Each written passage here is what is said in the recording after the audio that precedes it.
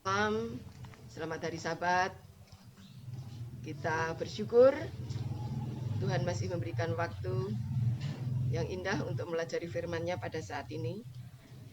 Untuk itu marilah kita berdoa lebih dahulu. Maha besar Allah Bapa kami dalam surga, Allah yang kami sembah, dan kami muliakan. Bapa, terima kasih dan syukur atas kesempatan yang begitu indah, di mana Tuhan masih memberikan waktu untuk mempelajari firman-Mu pada hari Sabat yang suci ini.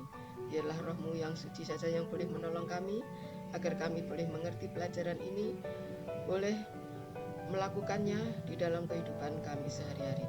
Terima kasih Tuhan, ampuni semua dosa kesalahan kami. Semua ini kami serahkan dalam nama Yesus, Tuhan dan Juru Selamat kami. Amin. Kita sudah tiba pada pelajaran yang ke-12 pada triwulan ini yang berjudul Menerima Kerajaan yang Tak Tergoncangkan. Kita akan mempelajari atau membahas di mana Yesus telah diurapi menjadi raja dan imam besar dan akan berbagi kepada umatnya, yaitu orang-orang yang percaya, orang-orang kudus milik Yang Maha Tinggi, yang diadakan di Bukit Sion. Bukit Sion ialah tempat di mana diselenggarakannya pesta perayaan inaugurasi perayaan pemerintahan Raja Yesus, keimamatannya, dan inaugurasi perjanjian baru. Bukit Sion juga merupakan tempat anak diangkat menjadi imam untuk selama-lamanya. Kita bisa baca di dalam Ibrani 5 ayat 6. Perayaan pengurapan Yesus mengacu kepada penghakiman. Yesus berada di tengah-tengah adegan itu. Penggoncakan langit dan bumi mengacu kepada penghancuran musuh Allah. Inilah yang dijanjikan Tuhan saat penobatan Yesus. Tuhan berkata, "Duduklah di sebelah kananku sampai musuh-musuhmu menjadi tumpuan kakimu." Ibrani 1 ayat 13. Jadi Yesus telah mengalahkan musuhnya. Ibrani 2 ayat 14 sampai 16. Dan dinobatkan, Ibrani 1 ayat 5 sampai 14. Tetapi musuh belum dihancurkan. Ibrani 10 ayat 11 sampai 14. Tetapi Tuhan akan menghancurkan musuh di masa depan, ketika Tuhan akan mengguncang langit dan bumi. Maka pengguncangan langit dan bumi berarti kehancuran kekuatan duniawi yang menganiaya umat Tuhan.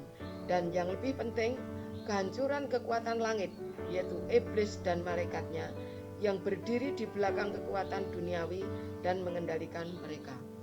Luar biasa, kita akan mengetahui nanti pada akhirnya Tuhan sendiri yang akan menghancurkan iblis dan malaikatnya. Kerajaan yang tak tergoncangkan artinya penggoncangan menyiratkan pembersihan dan renovasi ciptaan, bukan penghapusan seluruhnya. Apa yang ada di sini akan dibuat ulang dan menjadi tempat tinggal orang yang ditebus. Namun, ada beberapa yang tak terguncang, yaitu orang-orang benar. Orang-orang benar tak akan terguncang. Mereka tak dapat terguncang karena mereka percaya kepadanya. Sang Pencipta akan menopang mereka dan menjamin kelangsungan hidup mereka. Ibrani 12 ayat 28. Juga mengatakan bahwa kita akan menerima kerajaan yang tidak tergoncangkan. Orang-orang kudus akan memiliki kerajaan selamanya. Daniel 7 ayat 18. Kerajaan ini milik anak yang akan dibagikan dengan umatnya yang setia. Kita akan menghakimi bersama dia kekuatan orang-orang jahat yang menganiaya kita. Bisa baca dalam Wahyu 20 ayat 4.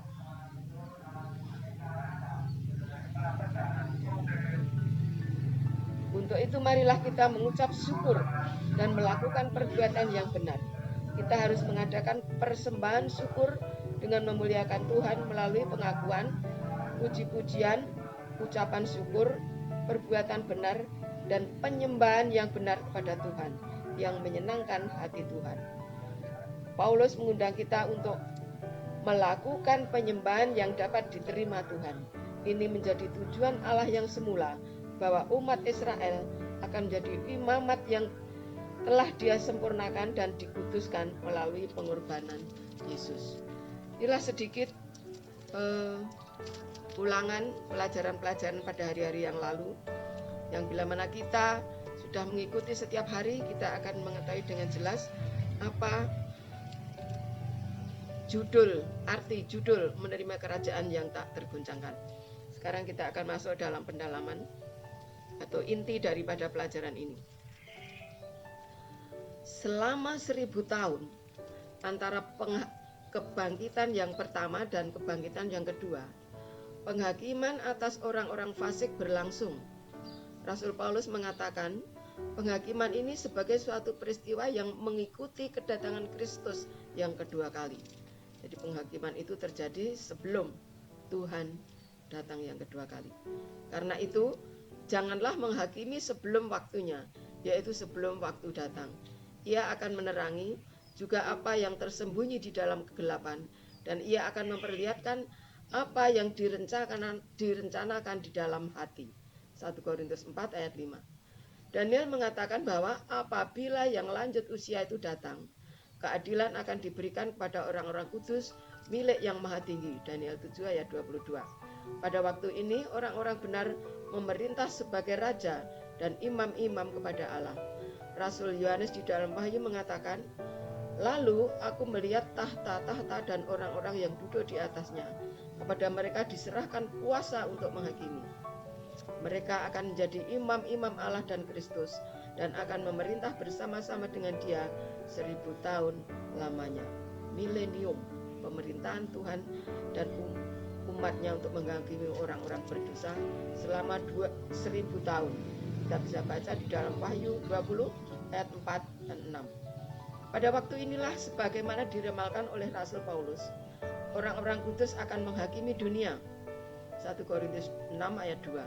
Dengan bersekutu bersama Kristus, mereka menghakimi orang-orang fasik, membandingkan tindakan-tindakan atau perbuatan-perbuatan mereka dengan buku peraturan Alkitab dan memutuskan setiap kasus sesuai dengan perbuatan-perbuatan yang telah dilakukan oleh seseorang.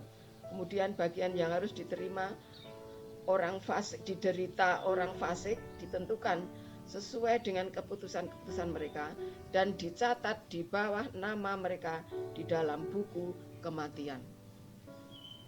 Bukan buku kehidupan, melainkan buku kematian. Setan dan malaikat-malaikat jahat juga dihakimkan oleh Kristus dan umatnya. Rasul Paulus berkata, tidak tahukah kamu bahwa kita akan menghakimi malaikat-malaikat? 1 Korintus 6 ayat 3. Dan Yudas mengatakan bahwa ia menahan malaikat-malaikat yang tidak taat pada batas-batas kekuasaan mereka, tetapi yang meninggalkan tempat kediaman mereka dengan belenggu abadi di dalam dunia kekelaman sampai penghakiman pada hari besar. Pelajaran yang perlu kita renungkan pada saat ini, di mana kita sebagai umat Tuhan, kita sebagai orang-orang yang percaya kepada Tuhan, Tuhan berikan satu pelajaran di mana kita nanti akan menjadi hakim atas orang-orang yang jahat selama 1000 tahun sesudah kita mengalami kebangkitan yang pertama. Dan ini kita bisa mengalaminya bila mana kita setiap saat senantiasa percaya kepada Tuhan, menurut akan hukum Tuhan, dan mempunyai iman Yesus.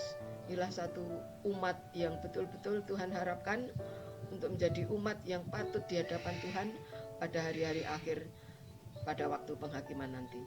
Satu pelajaran yang perlu kita renungkan. Biarlah semua ini boleh menjadi berkat bagi kita semua, dan Tuhan memberkati kita semua. Amin.